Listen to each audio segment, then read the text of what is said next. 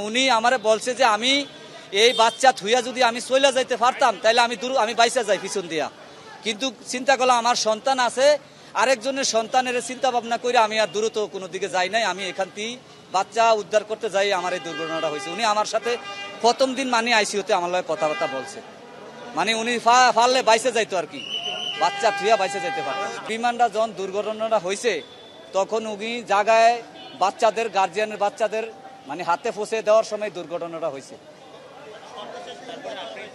না, সর্বশেষ আমার সাথে কথা হয়েছে, আমি একটা চাকরি করি, বাইং অফিসের একটা গাড়ি চালাই, তখন আমার দারোয়ানে বললো যে মাইলেশ্বরে একটা অ্যাক্সিডেন্ট হয়েছে, দেখ তোর বউ কোনো অসুস্থ হইলো না বা অ্যাক্সিডেন্ট হইলো কিনা। আমি দ্রুত মালিকের চাবি জমা দিয়ে আমি ঢাকায় বান ইউনিটে আইসা দেখি আমার ওয়াইফ ইমার্জেন্সিতে ভর্তি করা। পরে আমার তো মাপ টাপ চাইলো, বাকি বললো যে আমার ছেলে সন্তানের দিকে খেয়াল টেয়াল রাখেন, আমি হয়তো মনে আর বাঁচবো না আর কি। এখন লাস্ট গ্রামের বাড়িতে নিয়ে যাবো, বরিশাল ভোলাতে বাড়ি, বরনদী থানা, ভোলা বরনদী থানা। হ্যাঁ, ইনুয়ান হইলো বড়মাইনকে ইনুয়ান।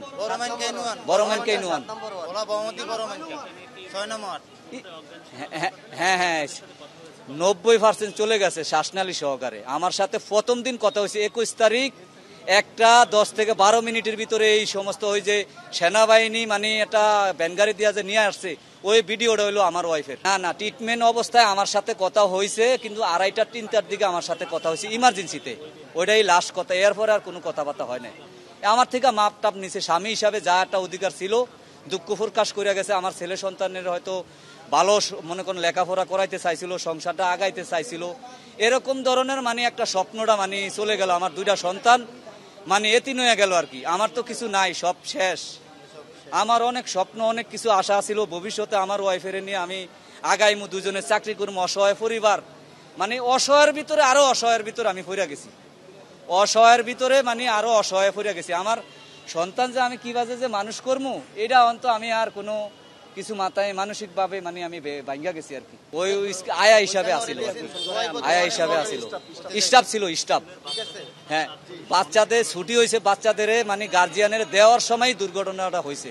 উনি তো ওখানে দীর্ঘদিন চাকরি করছে, স্টাফ। হ্যাঁ, উনি আমারে বলছে যে আমি এই বাচ্চা থুইয়া যদি আমি চলে যাইতে পারতাম তাহলে আমি বাইসা যাই পিছন দিয়া, কিন্তু চিন্তা করলাম আমার সন্তান আছে, আরেকজনের সন্তানের চিন্তা ভাবনা করে আমি আর দ্রুত কোনো দিকে যাই নাই। আমি এখান থেকে বাচ্চা উদ্ধার করতে যাই, আমার এই দুর্ঘটনাটা হয়েছে। উনি আমার সাথে প্রথম দিন মানে আইসিইউতে আমার লগে কথাবার্তা বলছে, মানে উনি পারলে বাইসে যাইতো আর কি, বাচ্চা থুইয়া বাইসে যাইতে পারতো।